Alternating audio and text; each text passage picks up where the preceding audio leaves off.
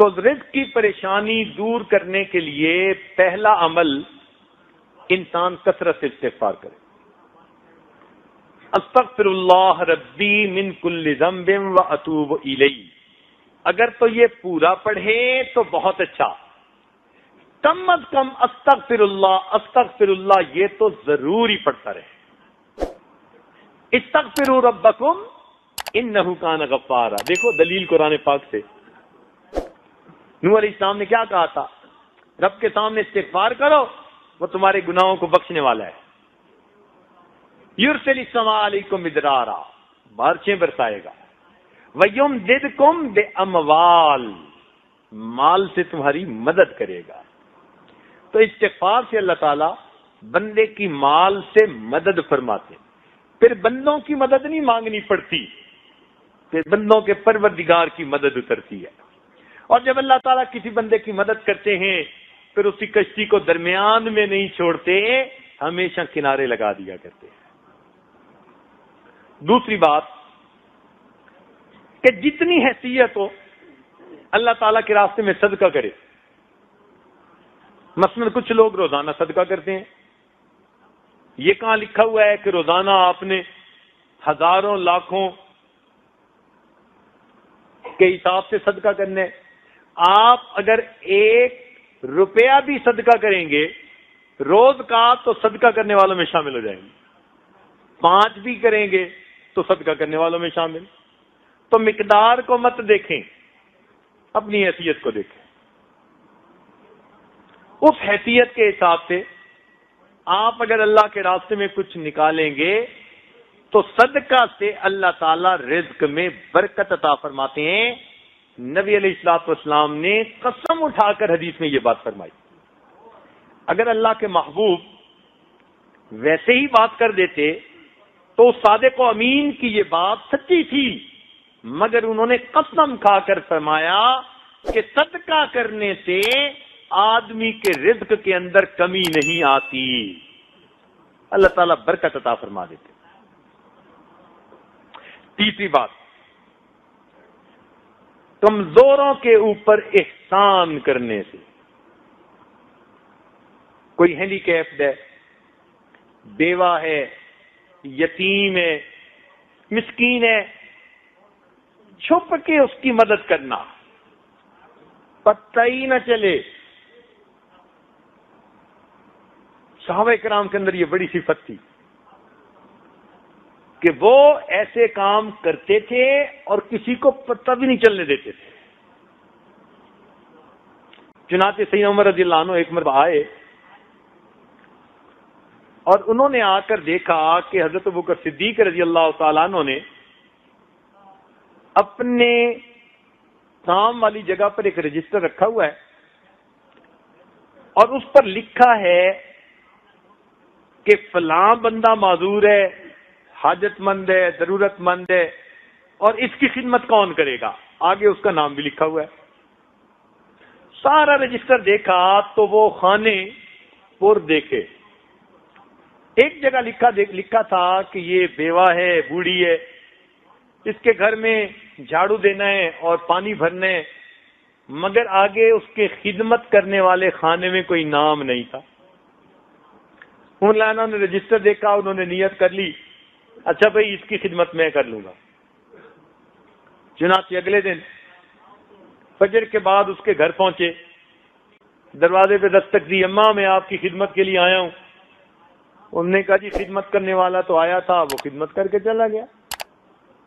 اچھا چلو میں کل فجر سے پہلے آ جاؤں گا. اگلے دن عمر رضی اللہ تعالیٰ عنہ تہجد پڑھنے کے بعد فجر سے پہلے ہی اس کے دروازے پر پہنچے کہ میں اس کی خدمت کروں گا، جھاڑو دوں گا، اس کا پانی بھر دوں گا. دستک دی، بڑھیا نے کہا جی کہ وہ تو کوئی آیا تھا، پانی بھی بھر گیا، جھاڑو بھی دے گیا.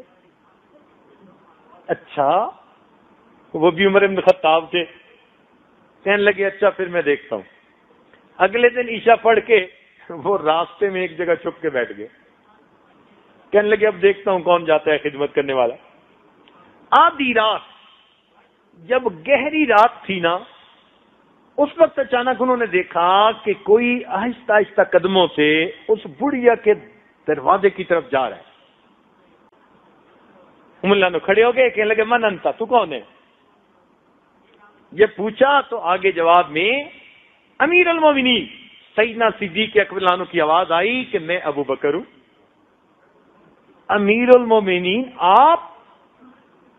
کہ ہاں میں اس بڑھیا کی خدمت میں کرتا تھا اور میں نے اپنا نام لکھنا مناسب نہیں سمجھا تھا, اس لیے تمہیں خانہ خالی نظر آیا, ورنہ اس کا پانی تو میں رات کو آ کے بھر دیتا.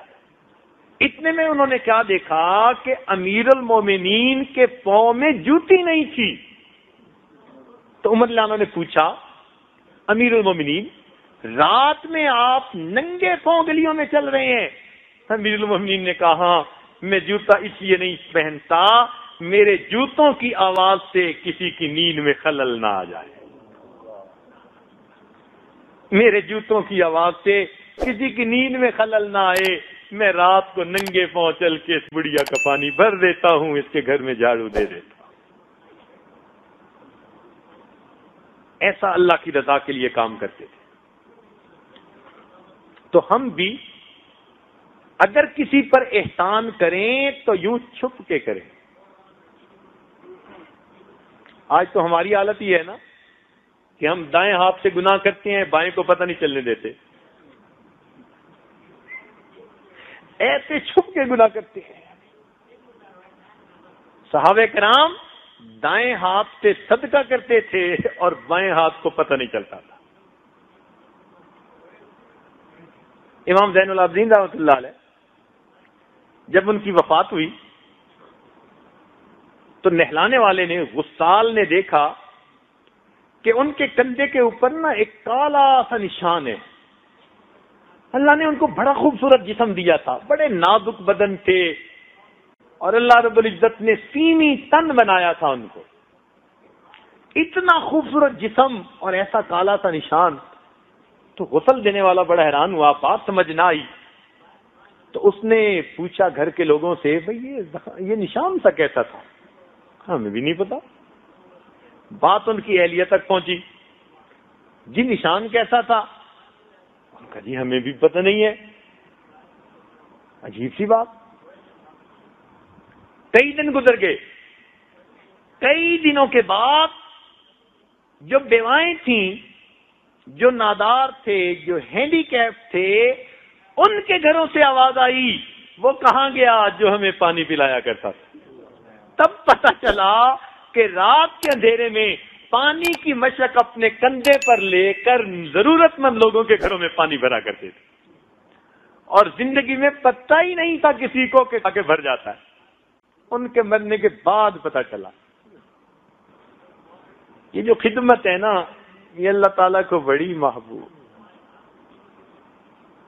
چنانچہ ہمارے نقشبند سلسلہ کے بزرگ حضرت خواجہ بہاؤالدین نقشبند بخاری رحمت اللہ علیہ, ان کے بارے میں لکھا ہے کہ ایک مرتبہ جا رہے تھے تو انہوں نے قبرستان میں نا ایک زخمی کتے کو دیکھا. زخمی کتے کو دیکھا تو ان کے دل میں بڑا اثر ہوا کہ یہ کتا ہے اور زخمی ہے. تو ان کے پاس جو کچھ پیسہ تھا انہوں نے اس کی مرہم پٹی پہ لگا دیا. اب وہ روزانہ کاروبار کرتے, یعنی مزدوری وغیرہ جو تھی وہ کرتے, کچھ گھر والوں کو دیتے, اور جو بچہ وہ روٹی لے کر اس کتے کو وہیں ڈال آتے جہاں وہ زخمی حالت میں پڑا ہوا تھا.